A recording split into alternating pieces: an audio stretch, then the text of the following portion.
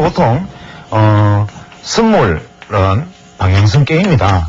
뭐 이런 얘기들 많이 합니다, 전문가들이. 혹은 두 번째, 옵션은 변동성 게임이다. 뭐 이런 얘기들 많이 하죠. 그래서 이제 뭐 이 말에 대해서 이해는 되실 거라 믿습니다. 선물은 방향성 게임이다. 즉 지수가 오르는지 내리는지를 맞추면 나는 그냥 지수가 오를 것 같으면 선물을 매수하고 떨어질 것 같으면 선물을 매도하고 선물 한 계약은 50만 원이고 이거 계약수를 곱하기 현재 지수 코스피 200 지수 뭐 이렇게 해서 돈이 산출되고 수익이 난다. 이런 얘기들이니까 사실은 단순한 것입니다. 다만 선물 매매에 있어서 제가 힌트를 드리기를 옵션 같은 경우에도 뭐 나중에 해당이 되겠지만 제가 기술적 분석에 있어서는 중요한 것이 일단은 볼린저 밴드다 하는 얘기를 제가 말씀을 드린 적이 있는데 이 선물 매매에 있어서 볼린저 밴드가 가지는 의미는 상당히 각별합니다. 즉 볼린저 밴드보다는 밴드 지표죠. 이 볼린저 밴드와 볼린저 밴드에 따라다니는 RSI 상대 강도력 지수, 모멘텀 지표 이러한 것들 혹은 뭐 퍼센트 B라든지 혹은 밴드 위스 이런 것 밴드 위스 이런 부분들이 중요한 어떤 하나의 보조 지표가 역시 볼린저 밴드와 같이 움직이는 지표들입니다. 그래서 사실은 우리는 이런 어떤 제가 말씀드렸다시피 선물의 방향은 최대 3개월이 한도이기 때문에 선물의 방향은 최대 3개월이기 때문에 사실 기술적 분석이라는 것이 적용되는 것이 선물 시장이고 펀더멘털론, 즉 기업 분석 가치 이론 이러한 것들이 적용되는 것은 바로 경기 이론 이러한 것들이 적용되는 것은 바로 현물 시장이다. 즉 현물은 우리가 뭐 경기가 어떻게 될 것이다, 향후 어떻게 될 것이다를 진단하는 것이지만 무려 아무리 길게 잡아도 3개월짜리 선물 시장을 우리가 뭐 현재 경기가 저점을 찍고 턴을 한다 하지 않는다 뭐 이렇게 분석을 하는 것은 없다. 즉 선물 시장은 어디까지나 이것은 방향성에 대한 기술적 분석, 즉 기술적 분석에 의한 방향성 게임의 논리. 그 중에서 가장 중요한 것은 볼린저 밴드 혹은 RSI, 볼린저 밴드 넓은 의미에서 밴드 지표가 되겠습니다. RSI, 모멘텀 뭐 이러한 부분들이 이 선물 방향성을 결정짓는 굉장히 중요한 것이 되고 뭐 경우에 따른 스타캐스틱 같은 지표를 이용하거나 혹은 소나와 같은 지표를 이용할 수가 있는데 이러한 것들은 다음 시간에 연이어서 설명하도록 하겠습니다. 그런데 이번에 그러면 이제 지난 시간에 제가 말씀을 드리기를 일단은 지난 시간에 강조한 게 차익거래였죠. 즉 선물 시장에 제가 처음에 설명하기를 선물 시장의 처음의 히스토리, 즉 역사에 대해서 그 다음에 선물이 무엇이냐 두 번째 어떻게 매매를 할 것이냐 얼마에 들고 어떻게 될 것이냐 뭐 이러한 부분에 대해서 설명을 하고 지난주에는 제가 이제 차익거래에 대해서 설명을 했습니다.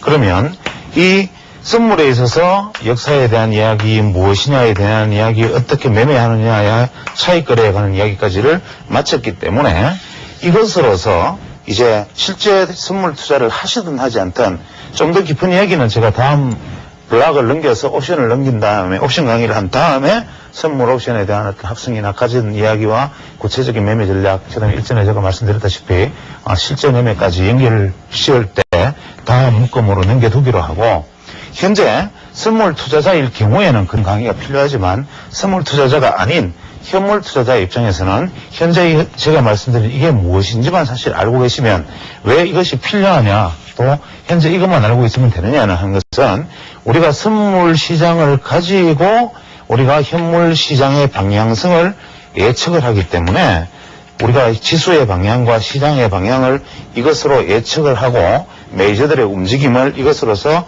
충분히 가늠을 하고 난 다음에 우리가 현물자를 해야 큰 무리가 없는데 이것을 모르고 그냥 오로지 내가 들고 있는 종목 하나 가지고 사고 팔고 하다가는 자칫 잘못하면 메이저의 흐름에 대해서 내가 농락당하기가 쉽다. 그래서 개인 투자자가 실제로 선물 거래를 하든 하지 않든 이러한 것들은 일단 알고 넘어가는 것이 중요한데 그러면 우리가 지금까지 제가 강의했던 요 짧은 몇 개의 시간에 만큼의 어떤 쪽으로 우리가 시장의 방향을 어떻게 예측할 수 있는가라는 어떤 문제를 가지고 한번 실험적인 얘기를 해보겠습니다.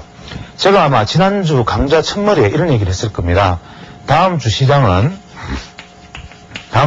일단 무조건 소외 블루칩과 소외 블루칩, 그 다음에 특히 통신주가 주도를 하는 시장이 될 것이기 때문에 이것을 유념하셔야 됩니다라고 얘기했고, 그중 특히 말씀드리기를 SK텔레콤, 한국통신, 데이콤, KTF와 같은 통신주, 여기서 말하는 소외 블루칩은 한국전력을 의미하는 것입니다. 즉 포항제철과 삼성전자는 이미 블루칩 중에서 선두에서 올랐기 때문에 소외 블루칩에 해당되는 이 한국전력과 통신주의 움직임이 이번 주 시장에서 중요한 포인트가 됩니다라고 말씀드렸던 것은 마치 이것이 지나고 나서 이번 주에 이러한 종목들이 조금 올랐다고 해서 그 봐라 내가 맞지 않느냐라는 이러한 어떤 유치한 치결인 그런 말씀을 드리는 것은 절대로 아닙니다. 다만 이것의 의사결정 과정에 대해서 여러분과 같이 이야기하고 제가 저는 왜 그때 이런 말씀을 드렸던가 하는 것을 같이 이야기를 나눠봄으로 해서 현재 현물 투자하시는 분이나 시장을 보고 있는 개인 투자자분들이 내가 앞으로 시장을 어떻게 볼 것인가라는 데 도움을 가지기 위해서입니다. 그러면 지난번에 제가 말씀드리기를 차익거래라는 것에 대해서 설명을 했습니다. 이야기를 하기에 앞서서 차익거래라는 것을 설명을 했는데, 이 차익거래라는 것은 기본적으로 손실을 입지 않고 그냥 매매하는 것이다. 즉 기관 투자자들은 돈이 많으니까 예를 들어서 베이시스가 정베이시스가 되면 우리가 매수 차익거래, 역베이시스가 되면 매도 차익거래, 여기서 매수 차익거래든 매도 차익거래든 이건 활발하지 않다 그랬으니까 이것은 손실이 전혀 없는 것이다. 이런 얘기를 드렸습니다. 그러나 사실 손실이 없는 것은 아닌데 그 이유는 우리가 차익거래를 했을 때 그 차익거래에 드는 어떤 비용이라든지 비용, 즉 절대적인 비용도 해당되겠지만 시간가치의 비용도 상당히 되겠죠. 어떤 시간의 비용, 이러한 부분들이 오히려 손실로 이어질 수도 있습니다. 예를 들어서 차익거래를 통해서 내가 3개월 동안 차익거래를 통해서 내가 기껏해서 1,000만 원을 벌었다. 1억으로. 그런데 만약에 우리가 금리가 만약에 10%만 된다고 해도 만약에 10억 원을 10% 하면은 실제로 월 1억 원이 되니까 만약에 1억 원이 되니까 월 1,000만 원이 되죠. 월 1,000만 원이 되니까 3개월이라면 실제로 우리가 금리 기준으로도 약 한 2,500만 원에서 2,300만 원의 수입이 생길 수 있는데 단순히 차익거래를 해서 금리 10% 기준으로 제가 말씀드립니다. 그러면 차익거래를 해서 절대로 손실 보지 않고 나는 무조건 1,000만 원을 벌었다라고 이야기하면 이 사람 바보입니다. 그렇죠. 왜냐? 은행에 묻어두면 2,000만 원, 2,500만 원이 수입이 나는데 은행 2,500만 원의 수입이 나는데 차익거래에서 베이시스 1포인트 차, 즉 플러스 2포인트 베이시스에서 출발을 해서 청산을 만약에 플러스 1포인트를 했다면 즉 1포인트당 1,000만 원의 수익이 나는 것을 최소한의 1포인트 베이시스의 수익을 내는 것을 가지고 현재 같으면은 거의 현재 금리 수준이라면 거의 그래도 손해가 나겠네요. 즉 이러한 어떤 우리가 매수 차익거래, 매도 차익거래, 차익거래자들이 항상 무위험 거래를 하고 항상 수익을 내고 있으니까 우리가 보기에는 대단한 기관 투자자들의 어떤 금융공학 이론에 의해서 역시 기관 투자자들은 리스크를 안지 않고 많은 돈을 버는구나. 참 대단하다. 우리 같은 개인 투자자 입장에서는 저렇게 훌륭한 분들을 어떻게 따라갈 수 있을까? 이러한 생각들을 하실 수가 있지만 천만의 말씀인 것이 우리 이 사람들이 얼마나 바보냐. 즉 무위험 거래에서 벌 수 있는 돈이 10억에 월 1,000만 원이라면 베이시스 1포인트에 이것을 만약에 10억을 은행에 혹은 투신사나 그 외 이자 많이 주는 곳에 혹은 새마을금고 같은 곳은 5천만 원인가요? 1,000만 원인가요? 새마을금고는 1,000만 원입니다. 1,000만 원 같은 주는 새마을금고에 한 100군데에다가 만약에 1,000만 원씩 나눠가지고 예탁자산을 월 맡겼을 때 거기서 나오는 이자 수입이 이것보다 훨씬 많은데 진짜 무위험 거래는 이거 아니냐. 그래서 제가 지난 시간에 말씀드리기를 차익거래를 해서 실제로 큰 수익을 내지도 못하면서 굳이 왜 이렇게들 차익거래를 하는지 모르겠다. 두 번째, 차익거래를 했을 경우에 수익을 진짜 크게 낼 수 있는 것은 기본적으로 물론 차익거래는 제가 설명한 것이 다가 아니고 원래는 이 베이시스에 따라 움직이는 것이 아니고 원래 실제 베이시스와 여러 가지 어려운 이야기들이 있습니다. 그것은 개인 투자 여러분이 다 아실 필요는 없는데 실제 베이시스와 이론 베이시스, 이론 베이시스의 차이를 가지고 일어나는 차익거래, 뭐 이런 것들이 원론적인 이야기가 되는데, 이러한 부분들까지 들어가자면 펀드면에서 교육하는 것과 같고, 지금 현재 말씀드린 것처럼 차익거래를 하기 위해서 최대 수익을 내는 것은 뭐냐? 즉 매수 차익거래가 일어난다고 생각하면 현물과 선물이 똑같이 가다가 여기서 베이시스가 벌어지기 시작하면 이렇게 갔을 때 최대한의 베이시스에서 바로 매수 차익거래가 일어난다면 이 포인트의 베이시스를 여기서 청산했을 경우에야 이익이 크게 나는 것이고, 그 외에 우리가 보통 피라미딩이라 그러죠. 원래 선물 거래에서 가장 기본은 이 피라미딩과 트레일링인데 이것은 즉 무엇이냐면 현물 투자자도 마찬가지겠죠. 예를 들어서 우리가 여기서 한번 접어두고 조금 산만해지면 다른 이야기로 한번 넘어가 보겠습니다. 자, 우리가 선물 거래를 하면 혹은 옵션 거래를 하면 혹은 현물 투자자도 마찬가지인데 제일 문제가 뭐냐면 매도입니다. 혹은 이익 실현이죠. 대체 이 이익 실현은 어떻게 해야 되나? 현물은 조금 덜합니다. 예를 들어서 추세적으로 내가 대세 상승장이라고 생각한다면 일단은 덮어두고 가는 사람이 유리하다. 개인 투자자는 매매 횟수를 최대한 줄이는 것이 유리하다. 그러나 선물 투자자는 3개월에 무조건 청산을 해야 되고 또 실제로 3개월씩 포지션으로 가져갈 수는 없기 때문에 계속 포지션 변경을 해야 되는데 현물도 마찬가지겠죠. 실제로 우리 주식 투자의 원칙은 우리가 저점 매수, 사실 고점 매도입니다. 이것이 블래시라고 그러는데 이러한 저점 매수, 고점 매도가 원래는 무조건 정답인데 이게 안 되니까 그냥 반대로 고점 매수, 저점 매도 해라라는 역설적인 이야기가 나와 있고, 또 실제로 이것이 대세 상승장에서는 아주 초갈 대세 상승장에서는 이 말이 맞지만 하락장에서는 이 말이 사람을 죽이는 말이 될 수도 있고, 즉 우리가 말하는 것은 이러한 것이 뭐 저점 매수다, 고점 매도다, 혹은 고점 매수다, 저점 매수다 이러한 어떤 말장난이 중요한 게 아니고 정말 중요한 것은 전략입니다. 그러면 전략을 어떻게 세우느냐? 예를 들어서 여러분이 가정을 합니다. 내가 선물을 10계약을 살 수 있는 돈이 있습니다. 그러면 현물 투자자도 똑같이 생각해 보시면 되겠죠. 선물을 내가 예를 들어서 90포인트에서 선물을 2계약을 매수를 했습니다. 그러면 선물이 상승을 해서 92포인트가 되었으니까 2포인트에 득이 되었고, 그 다음에 여기서 2포인트에서 다시 추가 매수를 2포인트를 합니다. 그러면 내가 가진 매수 단가는 어떻게 되냐면은 91, 매수 단가 91에 4포인트를 가지고 4포인트에 4계약을 가지고 있는 것이 됩니다.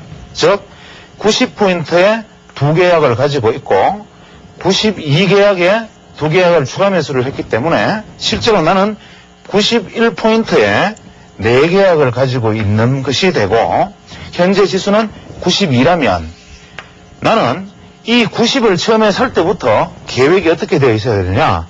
90을 사는데 단 이것이 88포인트에 도달하면 로스컷 하겠다. 즉 환매도 하겠다. 즉 이것을 바로 트레일링 스톱이라 그러죠. 여기서 스톱을 하겠다라고 결정을 미리 하고, 쉽게 말하면 우리 현물식으로 이야기하면 손절매 라인을 설정을 하고 매수를 해서 이익이 났을 경우에 91포인트가 되면 손절매 라인은 어떻게 됩니까? 89포인트로 상승을 하게 되고, 또 이것이 다시 선물이 현재 94포인트로 증가되면, 올라가면 여기서는 다시 뭐 전략에 따라서는 4계약을 추가하거나 2계약을 추가할 수가 있습니다. 그래서 만약에 또 4계약을 추가했다면 총 92.5에 나는 8계약을 보유하게 되는 셈이고, 이때의 손절매 라인은 90.5가 일단 청산이 되는 위치가 되는 것입니다. 그래서 항상 어떠한 부분에 있어서 내가 따라가는 손절매 라인의 상승과 이익 실현 라인의 상승, 이때 무조건 그럼 이런 식으로 추가 매수를 계속 일어나느냐? 여기서 올라갔을 때 선물 계약은 일단 여기서 올라갔을 때 여기서 내가 목표치를 반대로 88포인트에서 92포인트가 되면 현재 여기 4계약이 되고, 여기에서 8계약이 샀을 때는 앞에서 샀던 2계약부터 청산을 해나가기 때문에 다시 반대로 수익 모델에 있어서도 몇 포인트부터는 청산하기 때문에 선물에서는 우리가 소위 말하는 환매수, 환매도라는 것이 지속적으로 일어나게 되기 때문에 이러한 것을 우리가 소위 말하는 피라미드 기법이라 그럽니다. 그러면 이것을 우리가 차익거래 입장에서 한번 생각을 해보겠습니다. 차익거래 입장에서는 예를 들어서 1포인트에서 매수 차익거래가 일어나고 베이시스 2에서 또 베이시스 3에서 차익거래, 4에서 차익거래, 5에서 차익거래가 일어났다면 현재 만약에 베이시스가 조금만 악화되면은 사실 순서는 어떻게 됩니까? 여기서부터 청산하는 것이 원래는 맞아지는 것입니다. 그래서 이것은 누적적으로 베이시스가 계속 확대되면서 매수 차익거래가 계속 쌓이고 반대로 여기서부터는 청산이 일어나는데 현재 우리가 지난 만기일을 한번 생각을 해보겠습니다. 자, 지난 만기일에 어떤 일이 있었느냐? 무려 1조 원 가까운 약 8천억 정도 수준, 즉 만기일까지도 8천억 수준의 프로그램 매수 잔고가 있었습니다.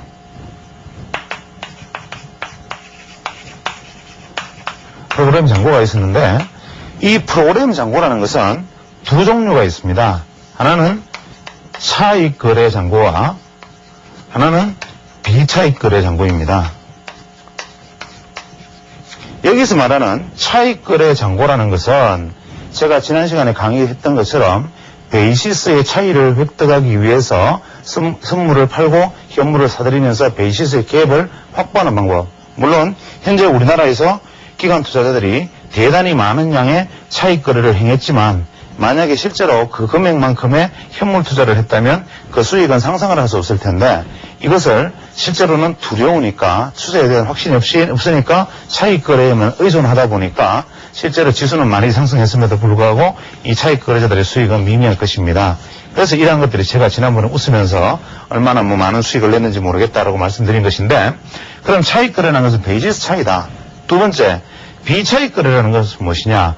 우리가 프로그램 매매라는 것 자체가 최소한 15종목 이상의 매매 주문을 동시에 내게 되면은 거기서 컴퓨터 프로그램에서 기관 투자자들이 동시에 내게 되면은 이것을 프로그램 매매로 분류를 한다 그랬는데 기관 투자자들 중에서 비차익거래, 즉 인덱스 펀드라든지 예를 들면 지수가 얼마이면 사가지고 지수가 얼마 이상 오르면 또 이익을 실현하고 지수가 얼마 이상 떨어지면 손절을 매한다. 이런 지수 기준으로 매매를 하는 이러한 부분들이 있습니다. 즉 이런 비차익 거래는 어떻게 말하면 은밀한 부분에 있어서는 그냥 단순히 주식 투자를 하는 것이죠.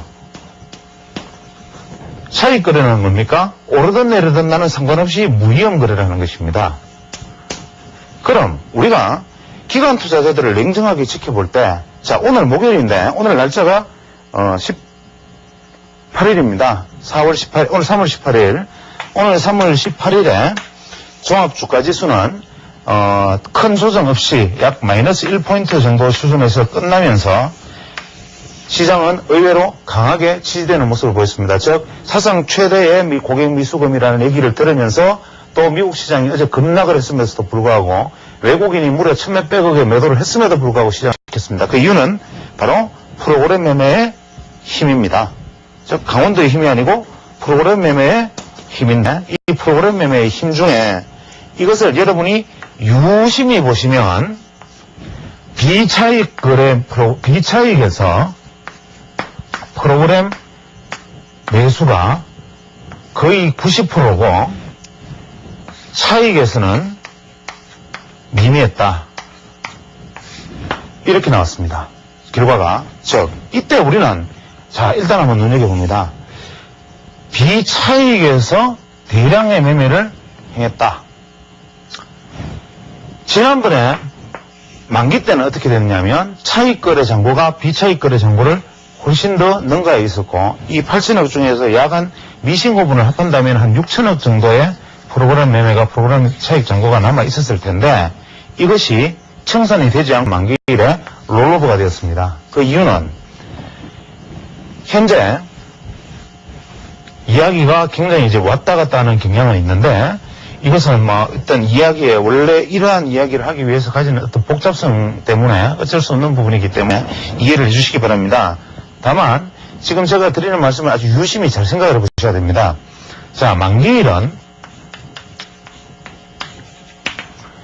차익 거래자들이 제가 말씀드리기를 차익 거래자들이 어떤 베이시스에서 프로그램 매매를 했다 하더라도 무조건 수익이 난다. 이렇게 말씀드렸죠. 자, 만기일이 되면 그냥 놔둬도 이익이 된다. 이유는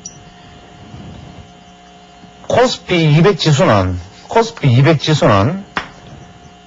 선물 지수와 코스피 200 지수는 만기일에 동일해져 버리기 때문에 내가 코스피 200 매수 물량은 그대로 있고 선물 매도에 의한 수익이 그대로 발생하기 때문에 만기일에는 베이시스 폭만큼의 차이를 무조건 수익을 내니까 기관 투자자 입장에서는 사실은 무조건 수익은 납니다. 다만 이것을 청산하지 않고 만기일 이 만기 기준으로 청산을 하지 않고 그것을 그래도 롤오버를 하실 때는 이유가 뭐냐?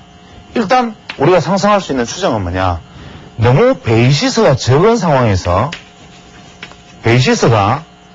상황에서 차익 거래를 했다.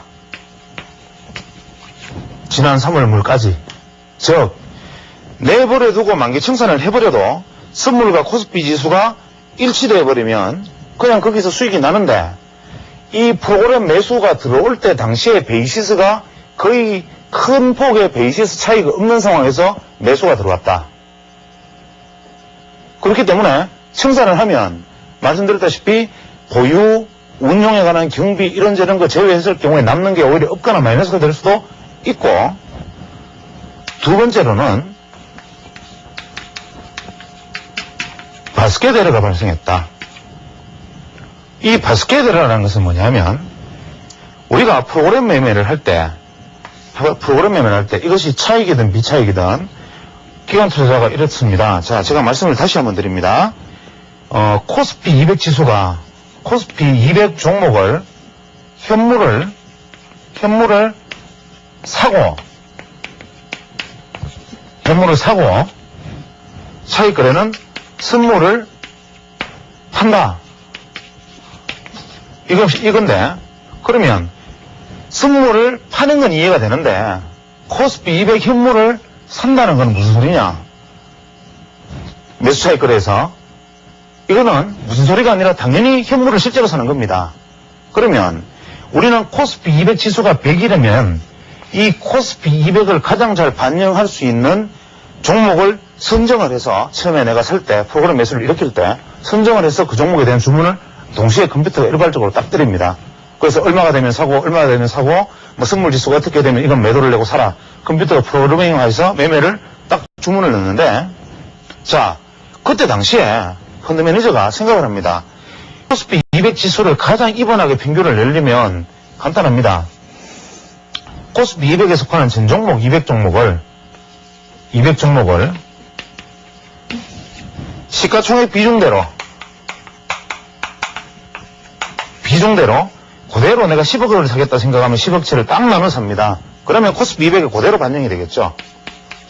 그런데 현실적으로 이것은 불가능합니다. 왜냐하면 코스피 200에 속해 있는 종목 중에 거래량이 뭐 천주밖에 안 되는 것도 있을 수 있고 그 이외에 실제로 이러한 엄청난 노력을 기울일 수도 없고 매매를 할 때 그래서 대충 한 10에서 20개의 종목으로 압축을 해서 한 10개에서 뭐 많게는 한 30개 정도까지 종목을 압축을 해서 요것을 실제로 딱 요 종목의 가격을 평균을 딱 대어봐도 코스피 200 지수 100에 해당하는 비율에 딱 맞게끔 만듭니다.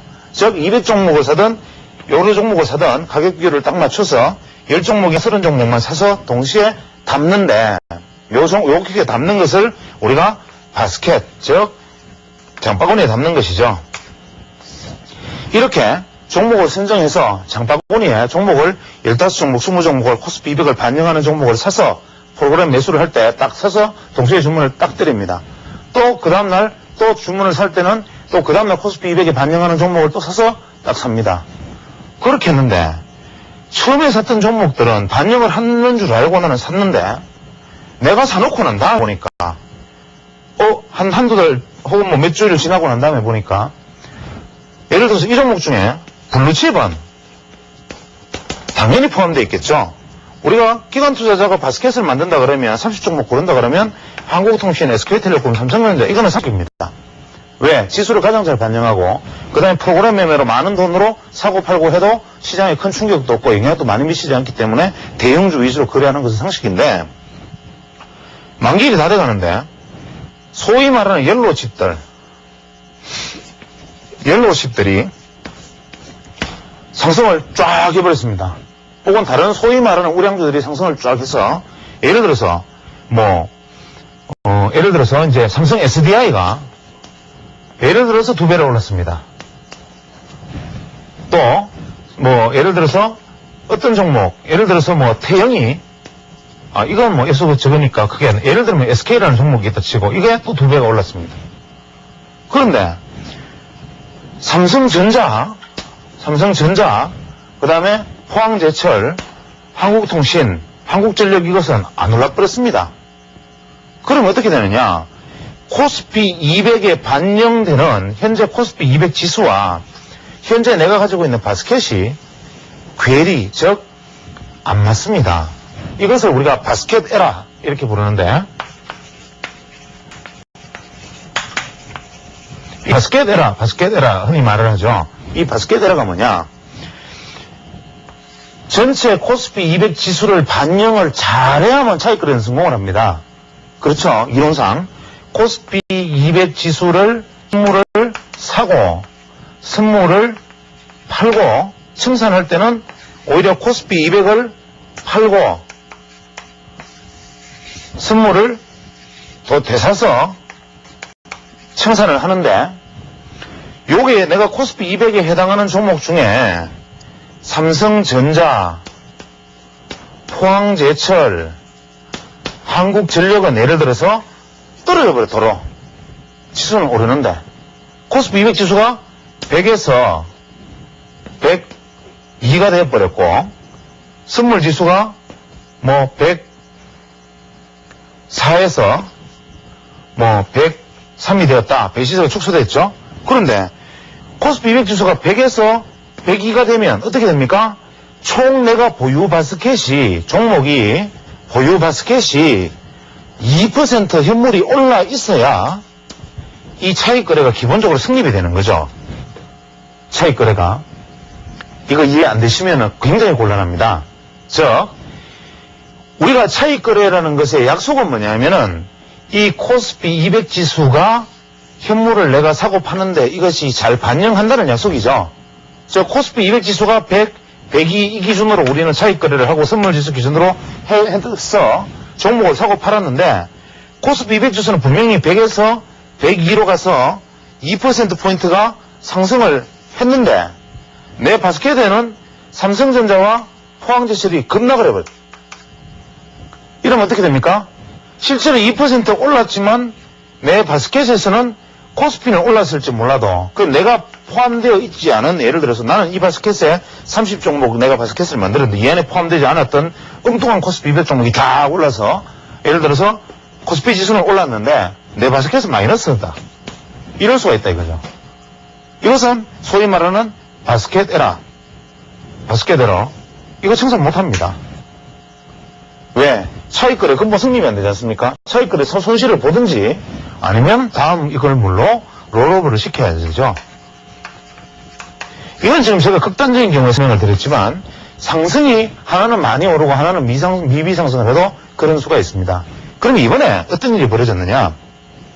만기일 직전에 한국통신이 가만히 머물러 있다가 굉장히 감소해 있다가 한국통신이 만기일 전주에 갑자기 상승을 했습니다. 물론 기관 투자자, 외국인 투자자의 변동폭은 거의 없었고 기관 투자자들로 보이는 매수가 급격히 일어났습니다. 바스켓에러를 극복을 했죠. 그런데 문제는 뭐였느냐 하면 삼성전자였습니다. 삼성전자는 추세적으로 이렇게 올라 있는데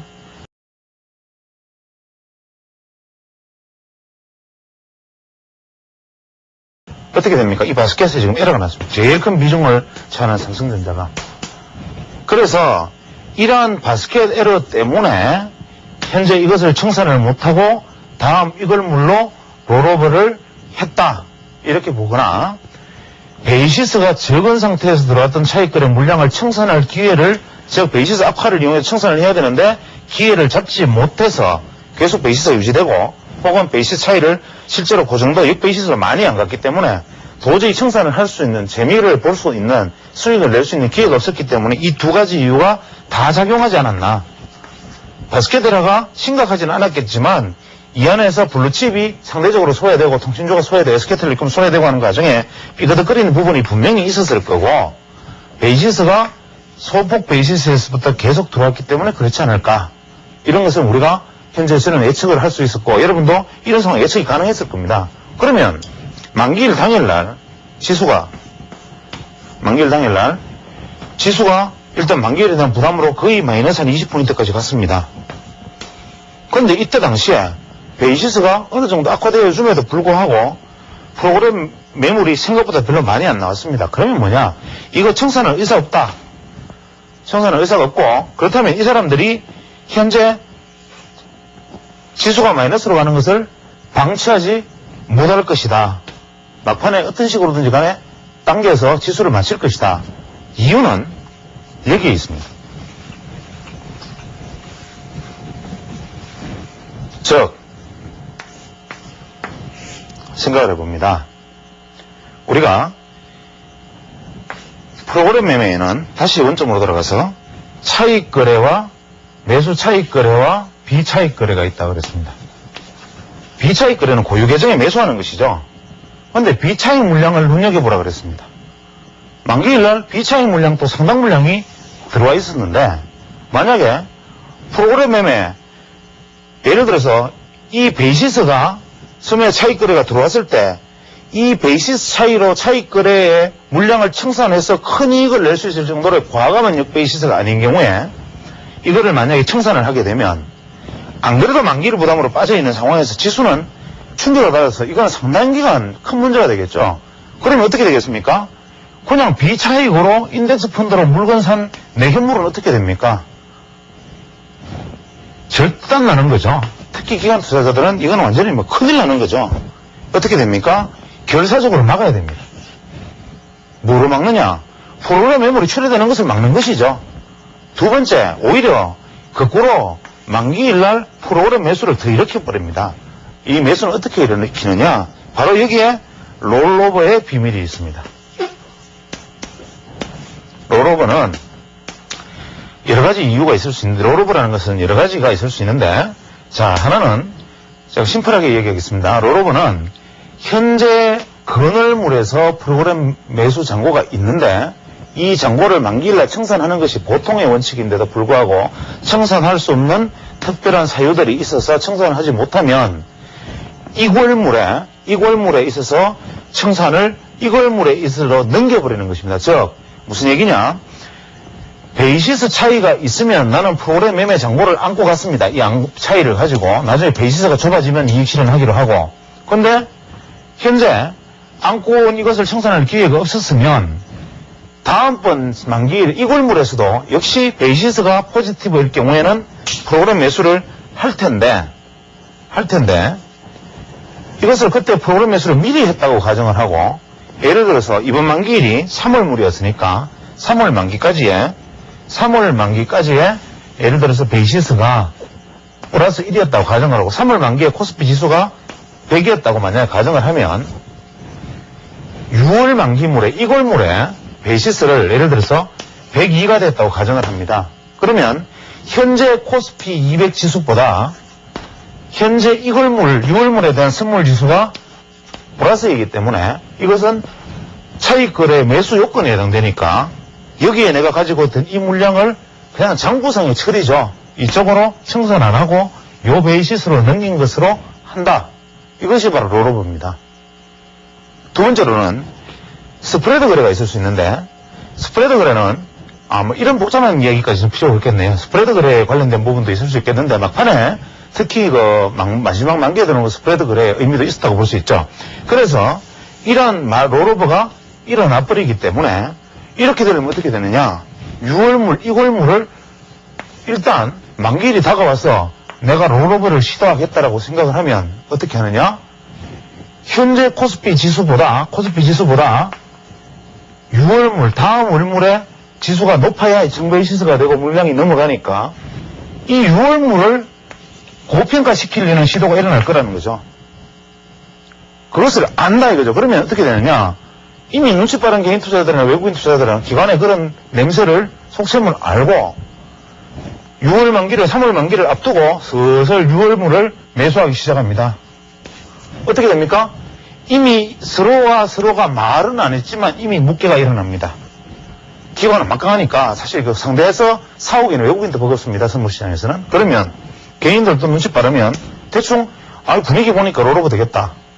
혹은 만기일 당일날쯤 돼가지고 마이너스 20포인트까지 막 하고 베이시스가 조금씩 막 좋아지고 악화되는데도 프로그램 매매가 생각보다 거의 안 나온다. 그러면 이 많은 거 다 어떡하냐. 만기일 동시효과에 부으면 5, 60포인트 빠지는데 그러면 자기들 비차익 장고는 큰일 나는데 프로그램 기간도 사놓은 게 많은데 지금 어떻게 되느냐. 넘길 거다. 그러면 어떡하느냐. 분명히 이거 올라야 된다. 그러면 시장 주체들 간에 합의가 싹 생깁니다. 6월물을 무조건 그늘물보다 고평가시키자. 그래서 미리 사두면 어떻게 됩니까? 가만히 앉아서 진짜 이거야말로 무위험 선물 거래가 됩니다. 이렇게 되는 것이 롤오버인데 그러면 우리는 여기서 롤오버를 예상할 수 있었다는 거죠. 그러면 이때 롤오버 되는 이유는 베이시스가 좋았다, 바스켓 에러가 낮다인데 저는 사실 이 두 가지 이유보다는 세 번째, 요즘 기관이나 투신이나 그 이외에 각종 뮤추얼 펀드도 해당이 되겠고 사실 매수 물량이 많아요. 많이 사거든요. 프로그램 매매 형태로. 그러면 자기 자신의 고유 계정을 스스로 망가뜨리기가 싫은 겁니다. 어떻게 되느냐. 이 비차익, 자기가 고유 계정으로 사줬던 어떠한 방식으로 샀던 이런 것들이 이게 공매라는 걸 바라지 않는다는 거죠. 그러면 현재 이 만기일의 경우에는 지수가 급락하지 않을 것이라는 것은 이미 우리는 전략을 세워놓고 있는데 문제는 이 만기 이후에 우리는 그러면은 이번 주죠. 지금 제가 방송 녹화하는 주 이번 토요일에 방송이 나가겠지만 여기에 대응은 어떻게 되느냐. 자, 롤오버된 물량이 넘어왔다 지금 여기서 3월물에서 6월물로 약 6천억이 확실한 건 아닙니다만은 넘어왔습니다. 그러면 어떡하느냐. 이번 달에는 제로에서 6천억을 사와도 시원찮은데 이미 6천억을 만들었습니다. 그러면 기관 입장에서는 이건 제 음모론적 이야기입니다. 실제 이렇지는 않겠죠. 그러나 저는 제 나름대로 논리학으로는 음모론적으로 바라봅니다. 기관 입장에서는 이제는 이렇게 하겠죠. 차익 거래에서 바스켓 에러까지는 아니다 하더라도 하여튼 뭐가 지금 미스매치입니다. 예를 들어서 한국전력 같은 거는 밑에 있고 또 포항제철, 삼성전자 같은 것도 1월달부터 산 것은 위에 있을 거고 2월달, 3월달에 산 것은 여기 있을 거고 3월 만기 다 되어서는 여기 와 있을 거고 계산이 복잡합니다. 서로 가치가. 그런데 확실한 거는 한전, SK텔, 그 다음에 한국통신은 그 전주에 좀 올려놓긴 했지만 그 역시도 한통. 이 세 개는 이 바스켓에서 분명히 균형을 맞추기 위해서 올라야 됩니다. 반드시 올라야 되죠. 그 다음에 삼성전자 정도도 이게 전체가 내려가든지 삼성전자 올라오든지 그것도 맞춰야 되지만 만약 1월달부터 3월달까지의 누적 수익으로 따진다면 이 자체에 바스켓 들어갈 정도는 아니었을 겁니다. 이 세 개는 무조건 올라야 되는데 그렇다면 어떻게 되느냐. 기관에서 방법은 어떻게 되느냐. 앞으로 차익 거래를 통해서 자기들의 사이에 있는 고유 계정에서 살 수 있는 차익 거래를 통해서 이거는 베이시스하고 상관없으니까 이거를 집중적으로 사버리자. 그러면 어떻게 됩니까?